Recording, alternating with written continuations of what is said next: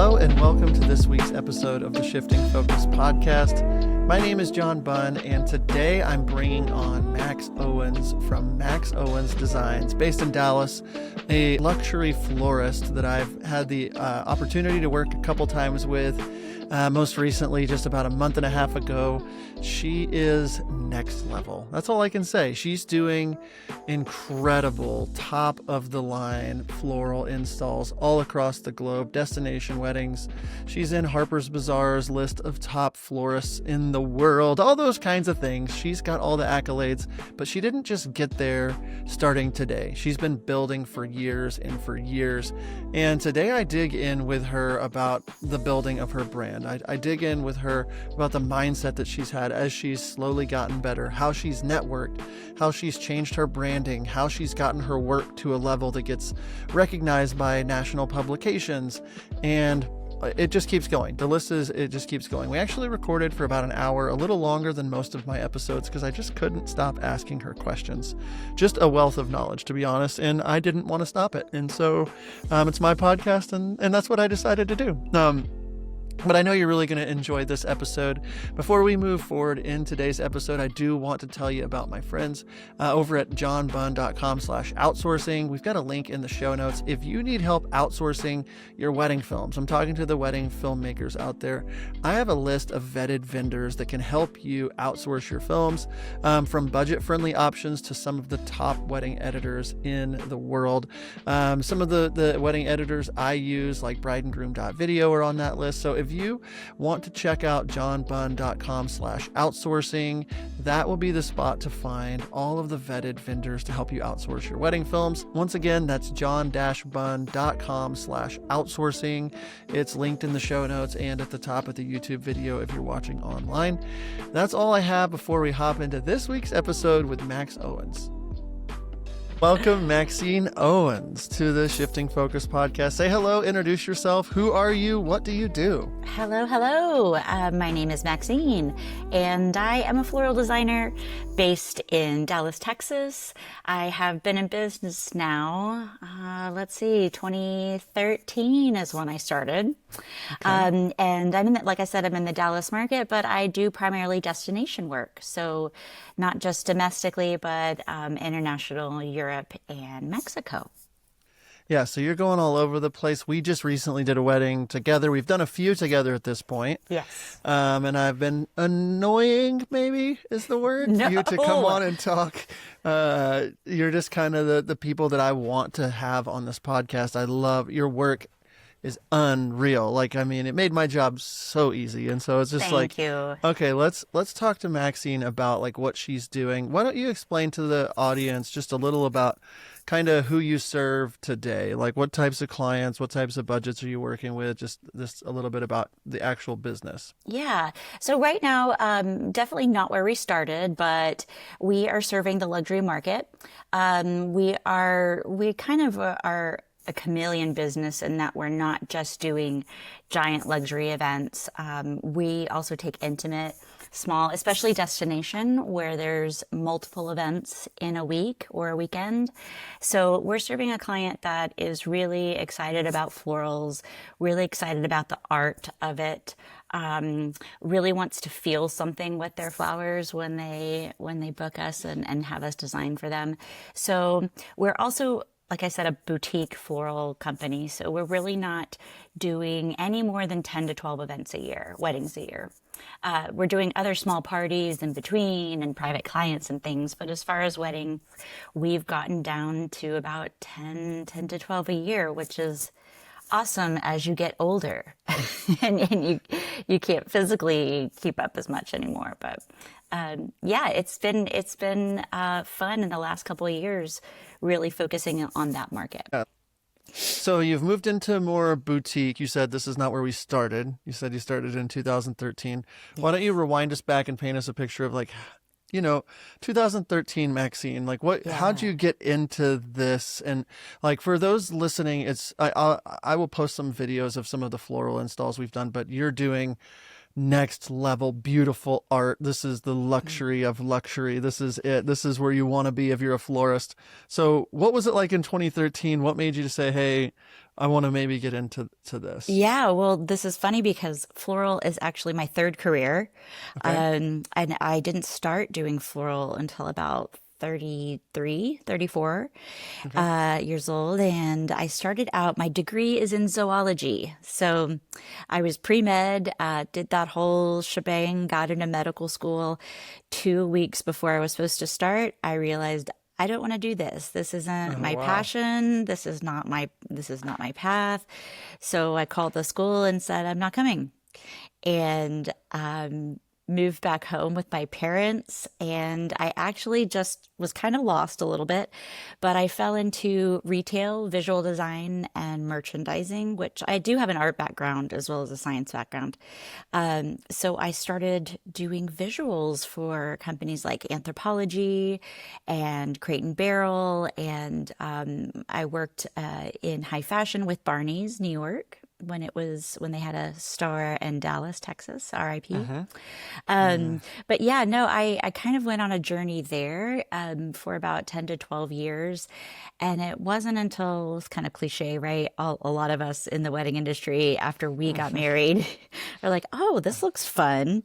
Mm-hmm. And I saw my florist, and we had a small wedding, and she was working out of her backyard in Austin, Texas, and her daughter was running around. And I just thought, oh, what's this life? Let me see. And of course, naively, as many florists do when they start, I thought, oh, you get to play with flowers all day. Mm-hmm. That must be Mm. so relaxing and so Mm-hmm. nice. No, but I just kind of, while I was still in retail, started studying and worked for a couple of people. And then in 2013, never really thought I'd own my own business, but it just kind of fell on me and happened like that. And yeah, I started it at my dining room table in my Mm-hmm. house. So the Okay. original, the first name of my business when I started was the Southern Table. Okay. And I wasn't really sure what I wanted it to be. Is it going to be florals? Is it going to be design? But yeah, it literally started at my dining room table. And now even fast forwarding, do you have a team of people? Do you have like, because I mean, obviously the recent wedding we did together, I think it was like 300 people. It almost seemed like it was everywhere. With the Maxine Owens team was everywhere. So how does that work for you right Yeah. now? Yeah. So primarily, I have a team of really experienced freelancers that I work with, but I've been working with these people and have known them for 10 years. So they also work for other designers and travel, and they're not all based in Dallas. They're based all over the US and or Europe and Mexico, which is really great because we focus on destination events. I can pull from this part of the country to travel here, and okay, maybe a lot of these people can access Mexico really easily, and we go there. But yeah, it's been a core group of freelancers that really are like family for me. Really great friends, and they travel wherever we go. So you're doing all these weddings all over the place. You started the Southern Table, and now you're doing these, 6, 7, multi 7 figure events. Where, or like, maybe walk me through a little bit of the journey of like, okay, you got it up and going. How did, like, I think my audience really wants to know how to get unstuck from the middle. So I would say you're not in the middle market anymore. Mhm. And kind of what was a little bit of that journey to getting to where you are now? Like, what were some of those key things that maybe even in your mindset you were new to get to another level? You had to, like, what was that drive for you? How did you get to where you're at today? Yeah, there's a lot to unpack there, but well, one of the things I did, one of the first things I did when I realized, okay, I can work in other parts of the country besides Dallas, Texas, is that I did a company name change. And I went to my name, and that was in 2016. So I was really only 3 years as the Southern Table, and I realized that that was probably a middle market name to start out with, which was fine. I wanted to work locally initially, so that was a great name for local. But I realized that that might pigeonhole me to some people as just Southern U.S. regional Hmm. work, and also a certain aesthetic. So I ended up changing my name in 2016, which I feel like elevated the brand a little bit more. That's where I started to do larger and larger events and do more, or I guess get published a lot more, get published more in the national scene as far as magazines and blogs and things like that. So I think that was a great choice there to go to my name. Secondly, I thought, you know what? My skills had developed and I said, I can do more. I can do bigger events than I'm currently doing. And one of the things that I feel like is a blessing and a curse is that I'm always ready for the next thing. Okay, so I accomplished this level. Great, let's go to the next level. Okay, great, let's go to the next level. So it was a personal challenge for me that I wanted to be able to take on bigger and larger projects. So with that, and this was a time where publishing was still strong. So we were doing photo shoots. We were submitting to publications all the time, both print and online, and really trying to show what we could do. So I think that's one of the biggest things for middle market people who want to expand into different realms is showing what you're capable of. And of course, in flowers, that's difficult to do because for us to show you more, it costs a lot of money. We have a ton of overhead. So it's tough. There were definitely times where I invested money and took a gamble on certain things. And sometimes they paid off and sometimes they didn't. And I think the right things paid off at the right time for me. I do think that timing has a lot to do with everything. People that got into social media really early and they were able to build their numbers up. You know, it's a lot difficult now to gain followers and kind of get out there. So I will say there is a little bit of timing in the decision.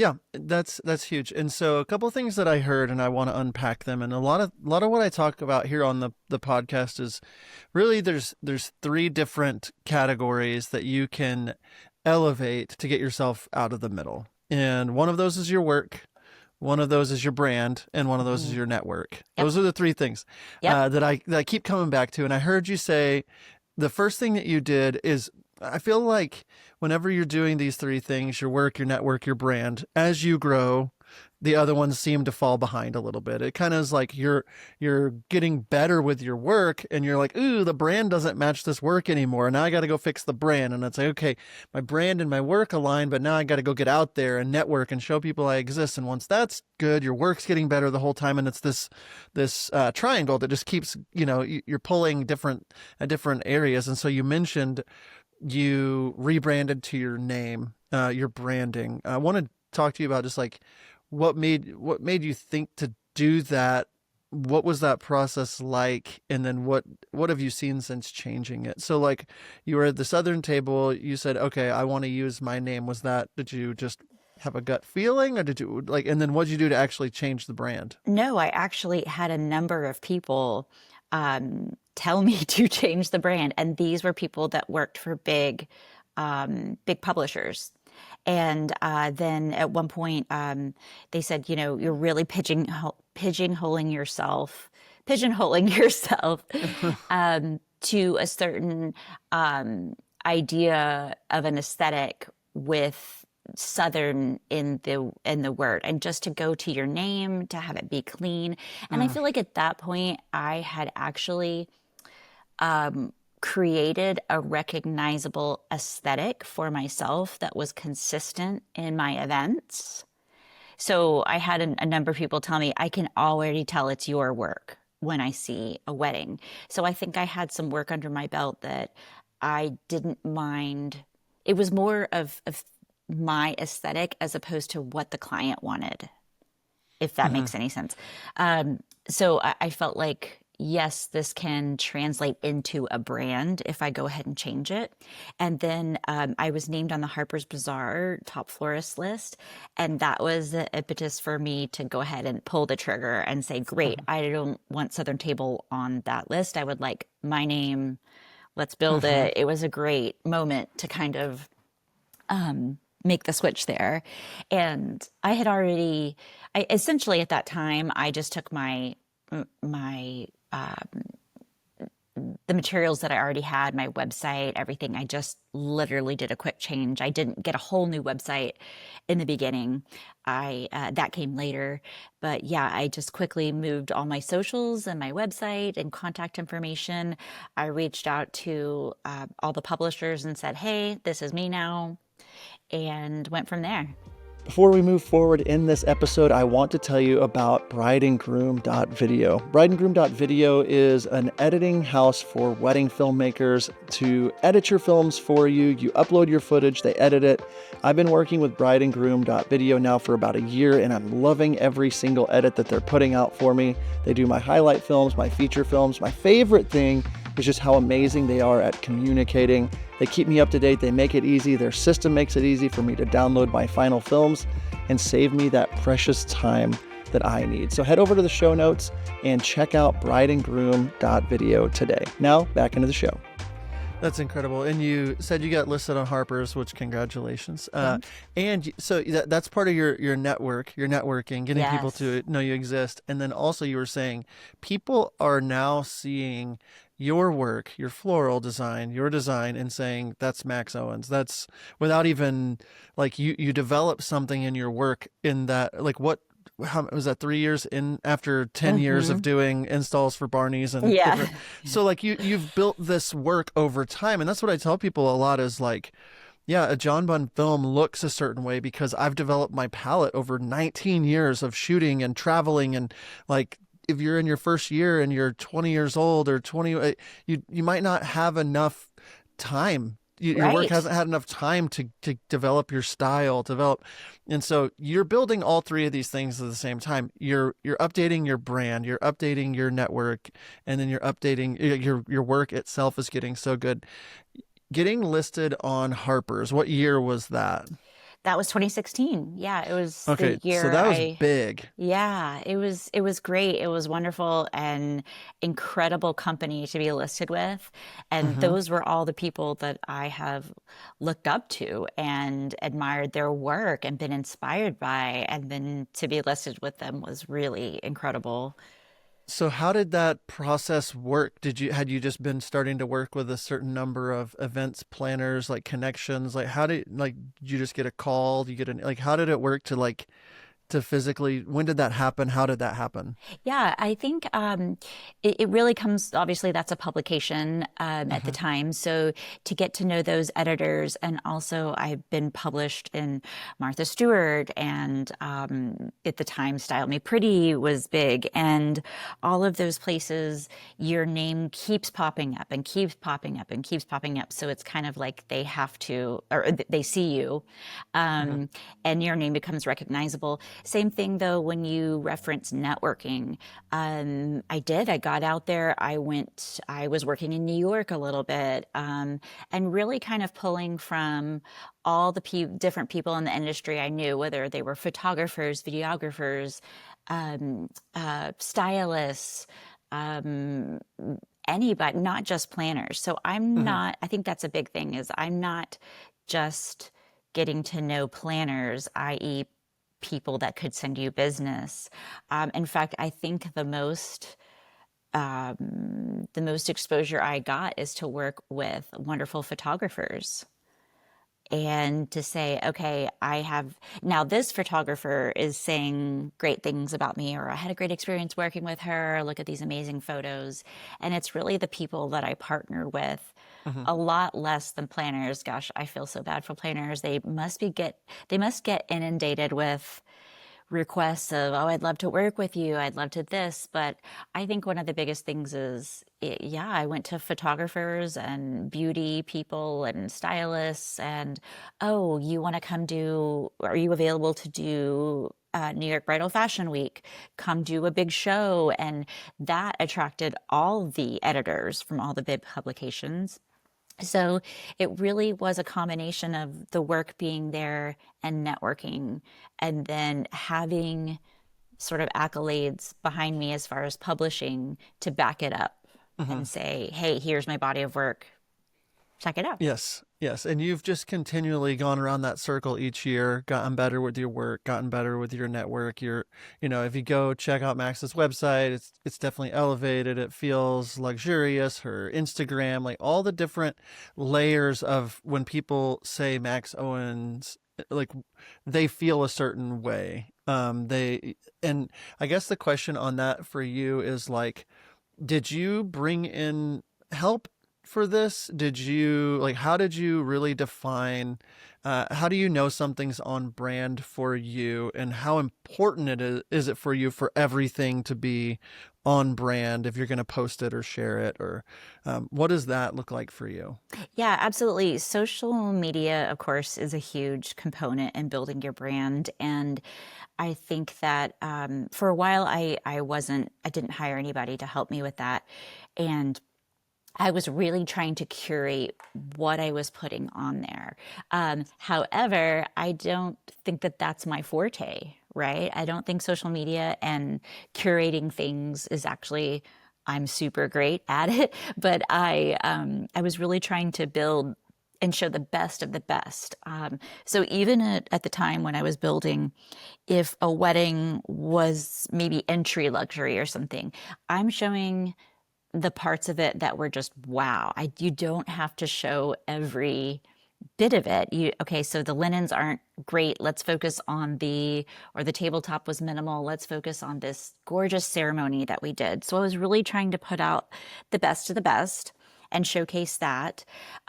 Later, though, I have hired outside help to help build a brand. So I've hired people to curate my galleries for me on my website. And this was a former editor of Martha Stewart Weddings, Shira, and she was wonderful. I partnered with her, and she really helped me choose images from my galleries from a luxury editorial perspective that would convey not only the story of the wedding, but what the brand is, the level of service and art we provide. It was really helpful because for us, we've seen each wedding 1,000 times and every image looks the same. So to have a fresh pair of eyes on that and a highly skilled and tuned eye on that was really wonderful. I outsourced website development. And then in the last couple of years, I have outsourced social media content entirely. I'm actually back to doing it myself a little bit because I wanted to kind of scale back a little bit in what I was spending. And of course, COVID was crazy and all the things. But yeah, I've also had agencies help me build my social media campaign and take over. Again, I would not be on social media if I didn't have to be for work. I'm actually more of a private person, so I'm not really on Instagram so much. If you do comment, it is me that comments back. It's not somebody else. But for a while, about a year and a half, I had a company posting for me, which was great. And of course, they know the trends. They know what types of photos are trending. They made reels for me. They're incorporating video with videographers sending it to us. Again, yeah, not my skill set. I stick to flowers. So for me, I knew I had to kind of outsource that for a while. Yeah, a lot of us think that we have to do everything. And I like to kind of demystify that with people. It's like a lot of, people, it's like, well, if you're not the one doing everything, you're not really a true artist or you're not true, whatever. And it's like the things that you just are not wired to do. Yes. The importance of just getting someone to help on that. And so, okay, so fast forward to like somewhere near now, 20, like the last few years, was there a moment in time where you just like, was the Harper's List, of course, you're building a network this entire time. How did you just continue to elevate the networking side of what you did? How did you know who to know whose hand to shake, know how to be in the same room? Like, what steps did you literally take to be considered by some of these top photographers, planners, florists, like in the world? Yeah, one of the things was just getting to partner with people locally for me. So, two of my good friends, Charla Story and Wendy Tylaska, we basically started our businesses around the same time together. So, Charla, amazing photographer, and Wendy, amazing planner. We kind of grew together purposefully and strategically. We would do photo shoots together, and then trying to show what we can do, even if a client hasn't hired us to do that yet. Mm-hmm. And then Wendy's promoting me to other planners. Charla's talking to me about me to other photographers and videographers, and vice versa. We're doing all that. We're trying to lift other people up around us at the same time, but which was amazing. And then also I did go to conferences and put myself in rooms outside of the local Dallas market. So I went to Engage. I just came back from my sixth time at Engage, which was great. I've been to other conferences, whether or not they're based on networking experiences or actual like nitty gritty info for your business, like Mm-hmm. financial or something like that. I've been to multiple of those, and it's been great because you're also meeting people from all over the country and talking about your brand and what you want to do, and they're telling you the same thing, and you're like, you know what, let's do a project together. And or, hey, you really need to work with so and so, you guys align really well, let me put you in touch. So Yeah, I think it's huge in any industry, but of course I think in wedding industry it's for sure. one of the biggest. And I say this to people a lot. I talk to a lot of different business owners, some that it's just like, I will make the prettiest photo and that is what's going to get me all the business. Mm-mm. Or I am such a good networker and that's what's going to get me all the business. It's like, no, you got to have the good photo to, and you got to have all these pieces to the puzzle. And it's a continual flywheel turn. You can't Mm-hmm. just turn off networking forever. You Mm-hmm. might be able to handle a year or two without really pushing, but I saw this in my business as I started to really do education over the last few years. My John Bunn Films brand started to like, oh no, I've only got 4 bookings. I'm over here networking and educating and doing all this stuff, but the video brand, the photo brand that I do was really starting to, lack. And so Mm-hmm. hearing someone, like you that's, was at Engage just even not long ago. Also, how was Santa Barbara? Was it I was great? in Santa Barbara, really ugly place, a horrible, yucky city. No, it was gorgeous and I amazing, and figured. yeah, it was Yeah. fabulous. Yeah. I filmed 2 weddings at the Bacara, and Uh-huh. my wife and I did our 10-year vow renewal at the Bacara. So the Bacara is like, I was so Oh, sad I couldn't do this one. But yeah. anyway, I was a little bit FOMO on everybody over there on my Yeah. favorite place in the world. So, Well, and one of the things too is I'm actually a huge introvert. So Engage has and always is for me a challenge. mm, And one-on-one with people, I'm great. Small groups, I'm great. I feel really comfortable. But especially this last Engage, it was 500 attendees. mhm. So you have to go do these things. Um, but you have to get out of your comfort zone a little bit too. As you keep going to them, that's I think where the payback comes in, is that now when I go, I know like all these people. But of course, Mhm. at the beginning it was scary, and you went with a friend or two, and you really do have to get out of your comfort zone.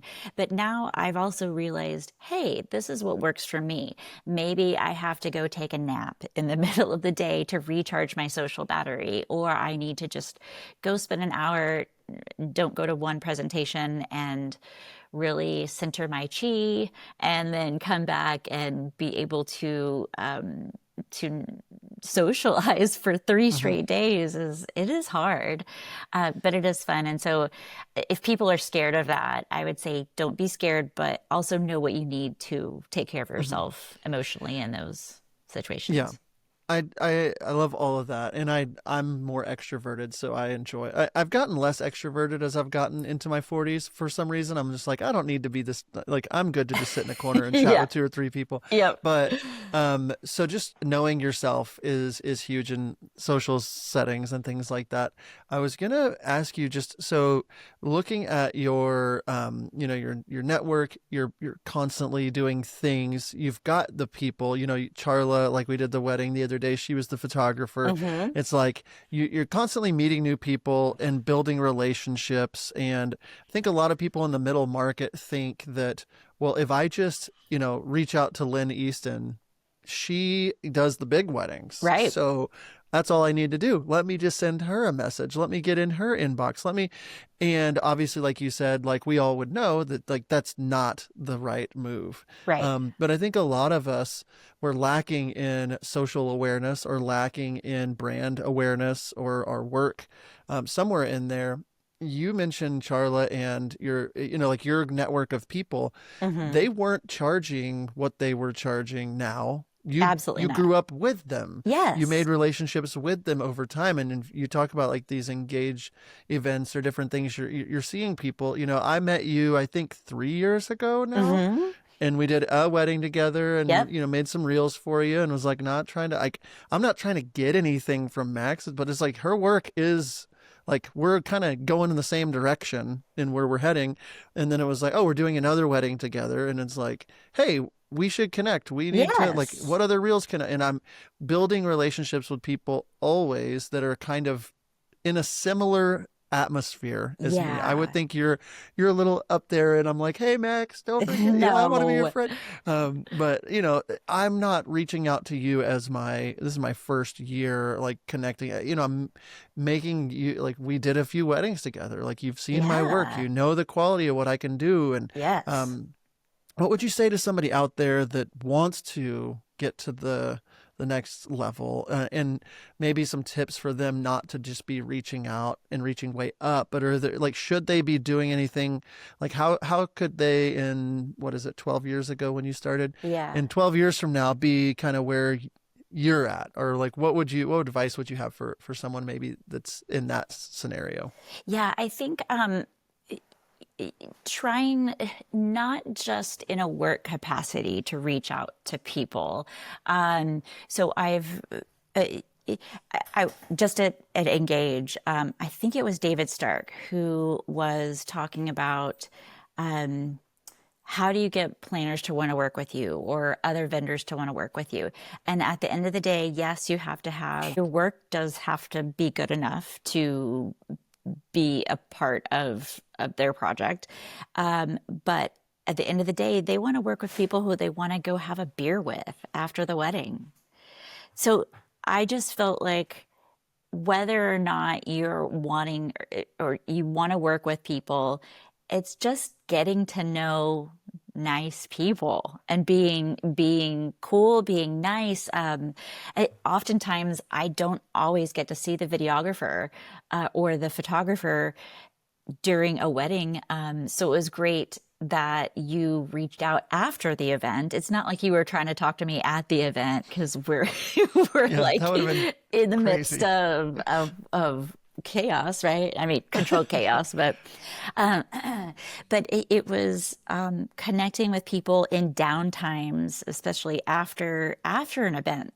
You can say, hey, I really enjoyed getting to work with you. And you sent me reels and I posted those. And it was like a mutual benefit, going in with the mindset of a mutual benefit because you sent me reels, which I love because I don't make reels. And I post those, I tag you, and you made all that super easy for me. And it was gorgeous and beautiful. And, and it was just like, hey, let's help each other. I think that's the mindset of is some people get networking confused with, well, what can this person do for me? It's more like, how can we help each other grow?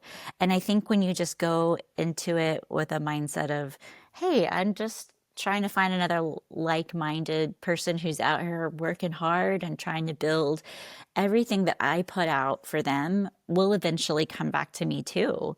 Kind of Yeah. that's how I approach everything is and I don't go to conferences or engage or any of these things or talk with people with the idea like, oh, I'm going to book a wedding now, or oh, yay, they're going to hire me with this. It's just, okay, let's see who's got a cool vibe, who's a team player and who's great to be around. And it is a really small community. So when one person is like, oh my gosh, John was so great. He did all this stuff at our wedding. And then afterwards, he's super nice and friendly. And I mean, your reputation gets around. And I think like-minded people want to work with like-minded people. How much time do you waste chasing down contracts, invoices, or trying to keep all of those client details organized? As wedding pros, we waste so much time, and that is where Inly comes in. It's simple, beautiful, and actually made for creatives. With Inly, you can send polished proposals and contracts, manage invoices, set up forms, and capture leads. And the best part, it's all in one dashboard. No confusing dashboards, no bloated features you'll never use, just a CRM that works with your business, not against it. Check out Inly.com and try it for yourself. And don't forget to check the show notes and use promo code JOHN for 10% off. Check out Inly today. Head over to the show notes and go to INLY.com. That's Inly.com today. Yeah. And I wish that young John could hear this podcast because it just felt like such an enigma at the beginning. Like, Yeah. well, I need to eat. I need money now. I need to book things. And that is the reality. Like, we do need work. But, if you want to get out of the middle where you're just kind of hand to mouth, and there's nothing wrong with the middle. You can do a lot of good stuff in the middle. For me, it was shooting way too much, editing way too much, feeling burned out. And now I feel with, 10 to 15 events myself in a year. Yeah. And knowing after this much time, it's like the calendar's going to fill in. Yes. I've made enough deposits into this ether that I don't know, like Ariana sent me a text yesterday or day before. I was like, hey, are you open December of 2026 and I'm like, yes, I'm open. She's like, okay, good. Hold the day for me or whatever. Yes. And I've been doing weddings with her for a decade, and it's just like, I'm not like now with a little bit of seasoning is what I call it. You're just like, okay, this is going to work out. I don't have to come across thirsty. And I think most of us that have been doing this for a while can really tell when somebody, like, you don't have to have been in this industry 20 years to get out of the middle. It's like you said, there's a lot of vibe check. There's a lot of, is their work really good? Are they just, you can tell, I work with all kinds of florists and you can tell people that are getting better. You can tell people that are true artists that people are trying to mimic. And I would put you in that category, and it's like you didn't start like that, I'm assuming. No. And I mean, oh gosh, I started out doing, and I found what was right for me. So I kind of want to preface that by saying there is absolutely nothing wrong with being in the middle market. If your market and your business plan aligns with that, because that's where all of the work is, by all means, do that. And if multiple events in a weekend, you have a big team and you're just cranking through it and it flows for you, do that. And and you don't feel overwhelmed, you don't feel burnt out. Great. I think that's I don't want to say confusion. I think that's what's the word I'm looking for? Misconception. Misconception. Thank you. There we go. That I'm everybody. here for you always. Thanks. John, this is the source. That everybody needs to be in luxury. Because I don't think everybody needs to be in luxury. Or let's say, okay, entry luxury is perfect for me. That is the right fit for how many events I want to do a year, whether it's like the top 1%. Okay, are you going to have a $2 million floral budget? Okay, that's not the type of lifestyle or choices or business model that I want to do. So I think again, there's something for everybody, for all of us, for vendors. I think Hmm. though, as I've gotten older, I found, yes, I can't physically keep up with running a business that we do 100 events a year. And to me, I don't enjoy that. I take one event a week, and usually I'm not even back to back. So for me, for my stress level, for my ADHD, that I have learned is a sweet spot for me.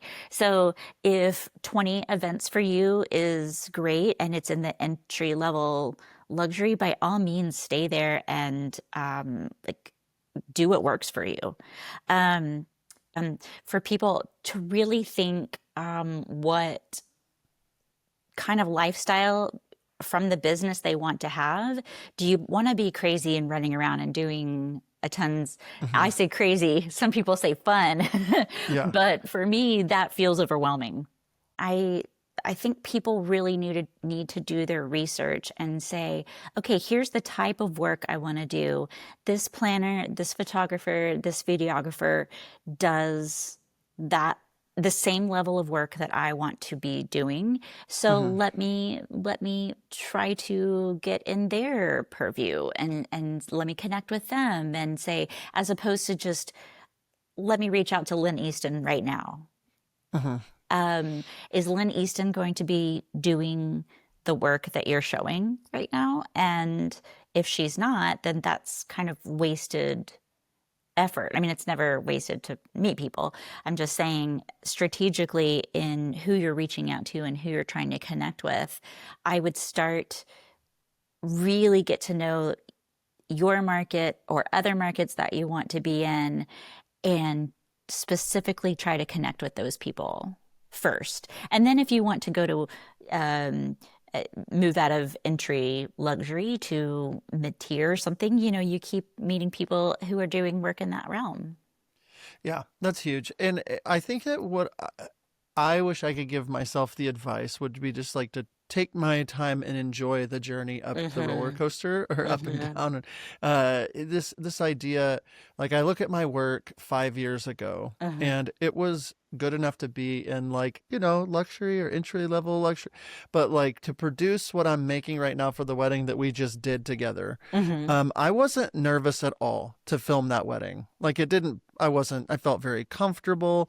And if you would have called John Bunn from 2019 and said, "Hey, you're going to be doing this, 7-figure wedding that's all these moving pieces and how to handle the family and like, Yeah.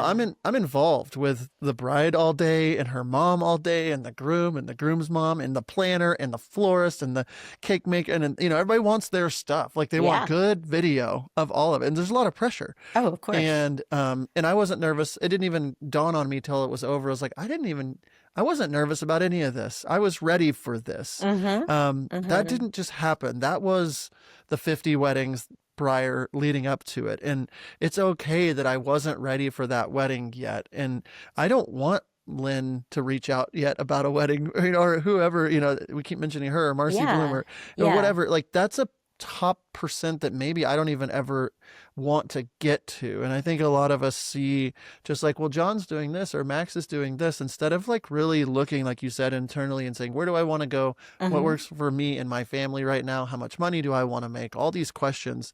And then intentionally going after what you want. And I think that would be my next question to you is just like, when did you start really getting intentional? Has it always been from the beginning? Because to me, I just kind of floated around and was like, I need money, I'll do your wedding. But when did you really did you have a I've had it moment, or did a wedding happen to you? Like, when did you start getting intentional? Oh, And I had the same way. Again, I never even thought I would own my own company. Um, yeah, I was taking any job that came my way, just to gain experience, to gain exposure, to uh, put my name out there with planners and establish relationships. I was doing work I didn't like. I and I want to say you have a master plan, but I don't. I've totally just been like, hey, I'm going to put myself out there. I'm going to be myself. I'm going to be genuine and work hard. And but that's probably not the best business model either. But I just kind of went for the flow because sometimes you want things to happen and you try to force them when it's not ready. Hmm. Just like you were Yeah. saying. Yeah, yeah. When I started, I couldn't have done this and that. I've just had growth step by step by step. And I do feel really lucky that I didn't try to take on too much too early, or I really grew steadily, Hmm. as opposed to trying to bite off more that I could chew. Now, there's a saying as an actor, if you aren't scared of an upcoming role or something, that you're not being challenged. Hmm. Um, I still get scared and I guess scared is not the word. I still get nervous before every single event. And yeah, we've been doing this for how many years now? I'm confident in myself. I'm confident in Hmm. my team. I know we can handle anything, but we do have to handle who you can't even think of all the things. Like our last wedding together, okay, it just torrentially stormed for 2 hours while we were trying to set up and film and Hmm. yeah, I mean, it's just but with experience comes a calm confidence that Uh-huh. great, I have what it takes to handle whatever's coming our way. Yeah. And yeah. I love that. I love this idea that I think people listening, if you're out there like, man, I want to do those kinds of events. To me, growing steadily with people that are maybe one or two steps ahead of you, Hmm. it's like you're not trying to come to an event thirsty to meet the top of the top. You're trying to connect with people that are where you're at and maybe a little bit, within reach of you and connect. And that's all you're trying to do. And you make use of, like, I didn't have a specific master plan either, but it was like, oh wow, I booked that wedding and that photographer is going to be there at that one. That kind of connection happens organically and Hmm. naturally. And it's like I'm looking at all my friends that are at Engage and I'm like, oh, I didn't realize that Sam Jacobson knew Anna, and I didn't know that Yeah. so and so knew so and so. And it's like, oh, that's cool. And Michaela was there, and like all these people that you're just meeting and connecting with always. And you look back and you're like, oh, my work is better, my network is better, my branding. I'm much more stingy about like what I put out there and how I put it out, and it's more refined and it's more, you start really getting into this zone where like I really feel like I'm in this momentum in my brand. Hmm. I'm just so excited about it, and like how did I even get there? Like, I'm just like, what happened? And it was like, well, I took that wedding in Italy 5, 6 years ago for way less than I should have because I Yep. needed that network and I needed Right. that. And then that led to the Charleston wedding, which led me to this wedding, with that wedding, this wedding. You create that work. You go get it done. You go make it happen so that you can get into this place of momentum. And so 100%. Yes. let me ask you something. How are your couples watching their wedding films for the very first time? If your answer is YouTube or a Google Drive folder, I used to be there too. And then I found VidFlow. VidFlow is how I deliver every single one of my films now. It's a premium viewing experience. It looks insane. It feels intentional. It lives on my website, and it makes the moment they press play actually feel like something. My couples can stream their film in beautiful quality, watch it on their TV, and easily download everything. And now VidFlow even supports photo delivery, which is huge for hybrid shooters. It's paper project or subscription if you know you're going to use it a lot. And it's honestly one of those tools that just make you look way more high-end without adding complexity. If you care about experience, not just files, check out the link in the show notes to try VidFlow for free. What kind of things are you seeing in your business that you're just really excited about with the momentum that you've built? I do. I do feel like I've I've had a momentum swing even in the last 2 years starting. But I don't think but I guess things haven't really changed though. It's just been a gradual, consistent, keep leveling up.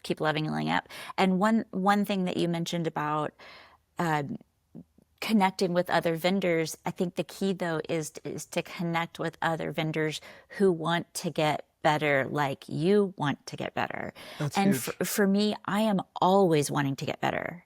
I am always inspired by other designers, or I'm trying to logistically do things better, or just easier, or more smoothly, or it was just I'm trying to really up level in every aspect of my business constantly. There's never a moment where I'm just like, okay, yay, I'm good. Well, Uh-huh.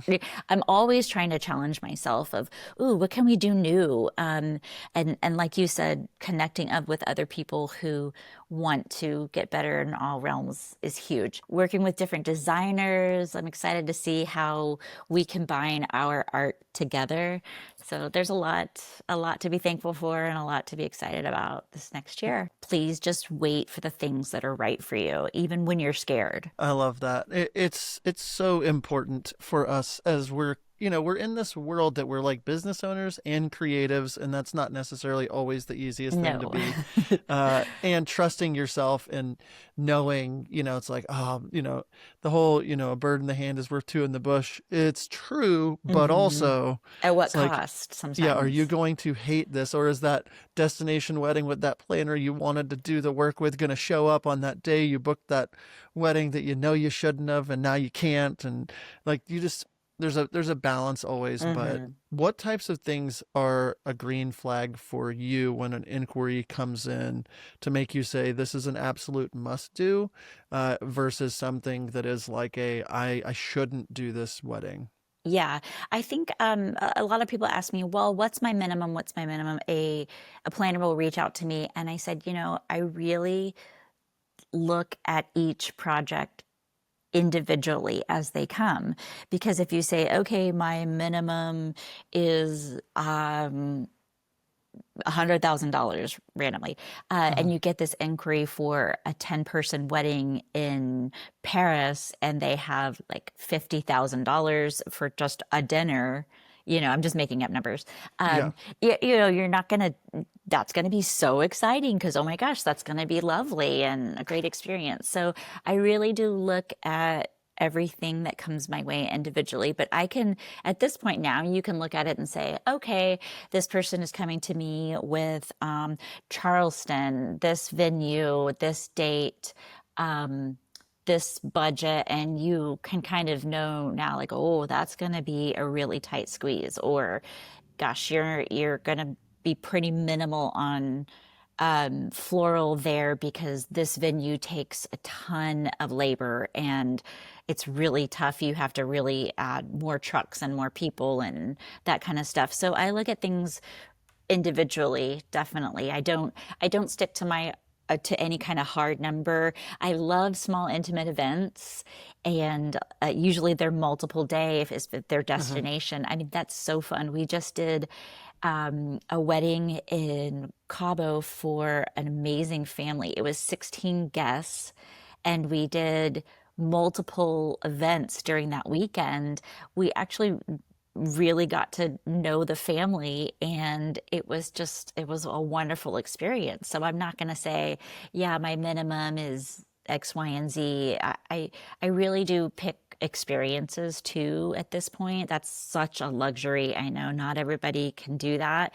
And I don't get to do that every time. Don't get me wrong. Uh-huh. But there will be projects that I will take that, okay, it didn't hit a certain number, but oh man, I would really just personally enjoy that.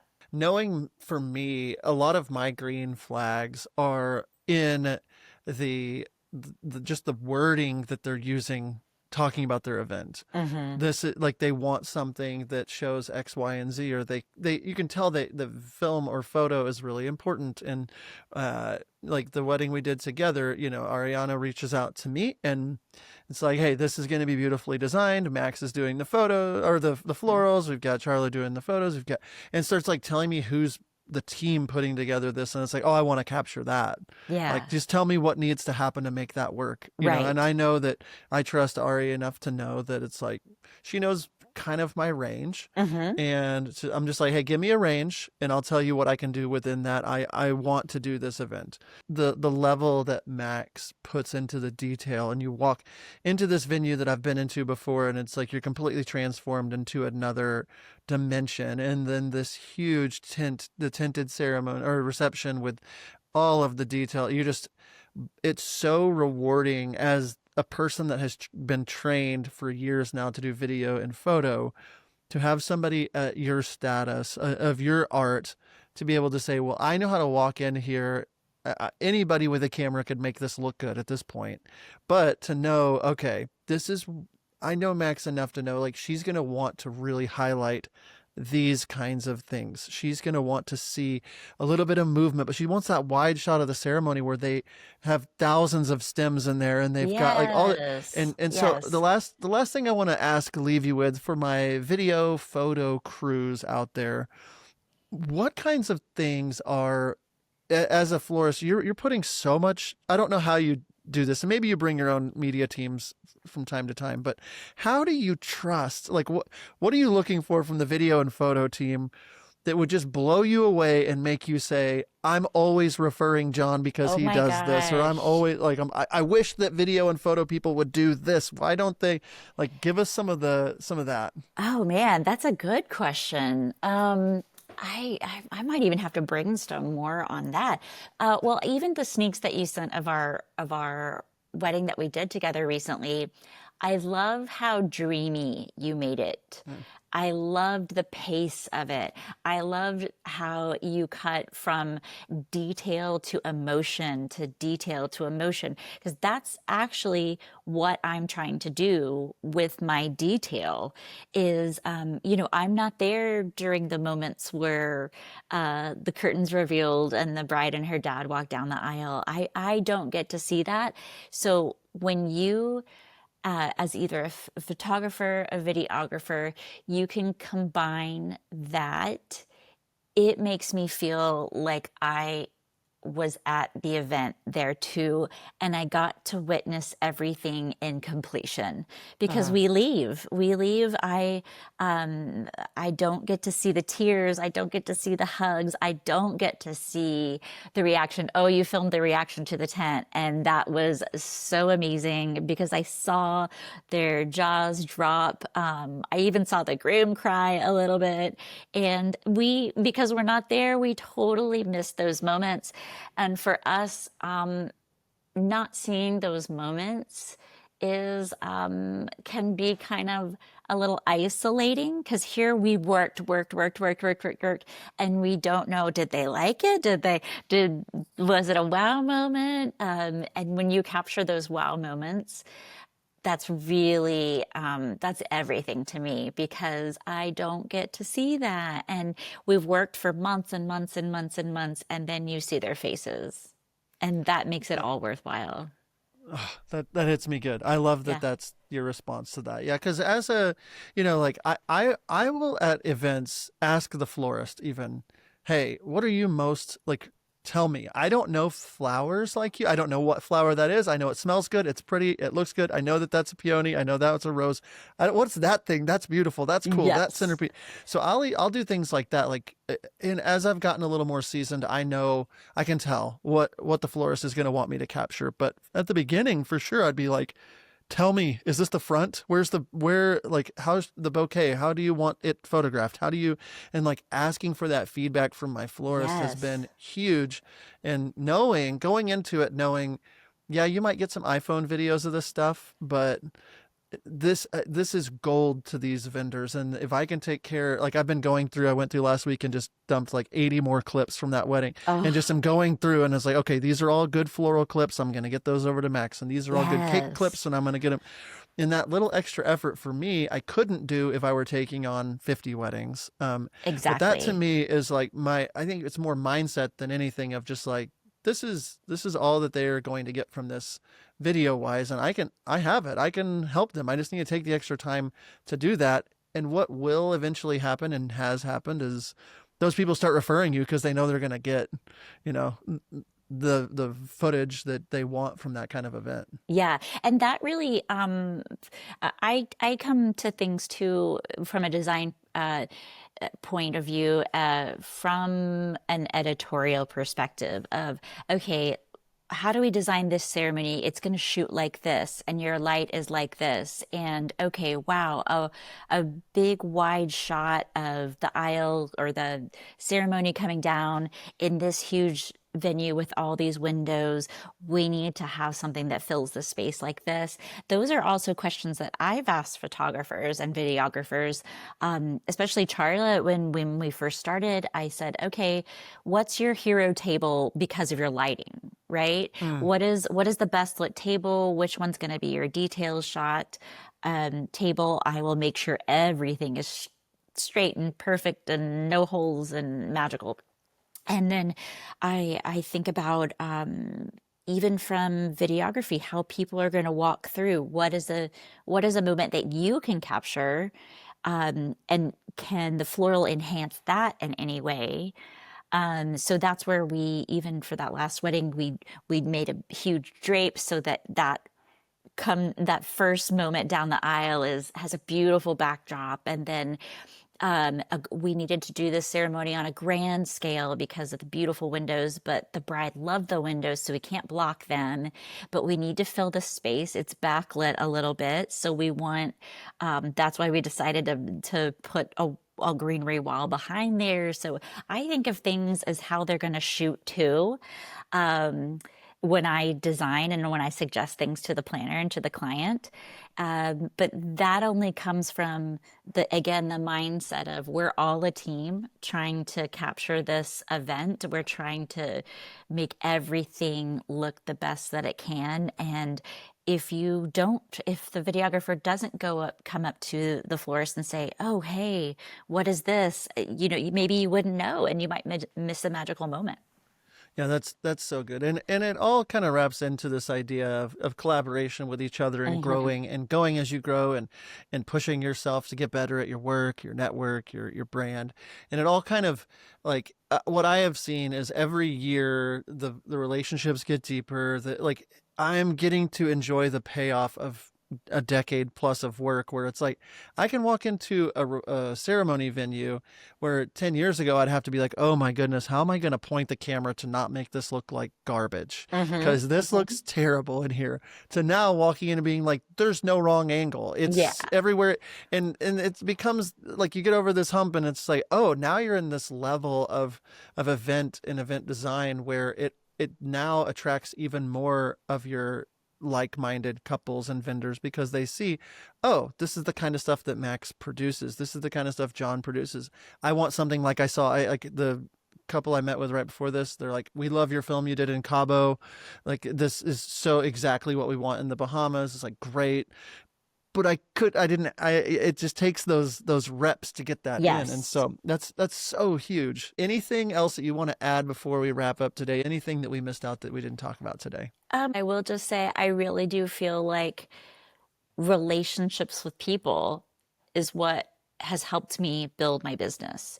Not just in a networking uh, frame of mind, but with my own team, my own freelancers, my own internal people that I work with, from wholesalers to freelancers to planners to photographers. It really has been, you grow when you form these great, interesting relationships with people. and that they need to be genuine, like you're actually interested in that because somebody can help you do X, Y, and Z. It's just really get to know the people you're working with, what they need to be successful. I think that's a huge thing if you think kind of outside your own realm of, okay, what does the florist need to be successful for me as a photographer, a videographer, or how do I make, as a florist, make the planner's life easier? That's kind of been one way to establish yourself as, I think, a team player. And I think a team player in this industry is highly sought after. I love all of that.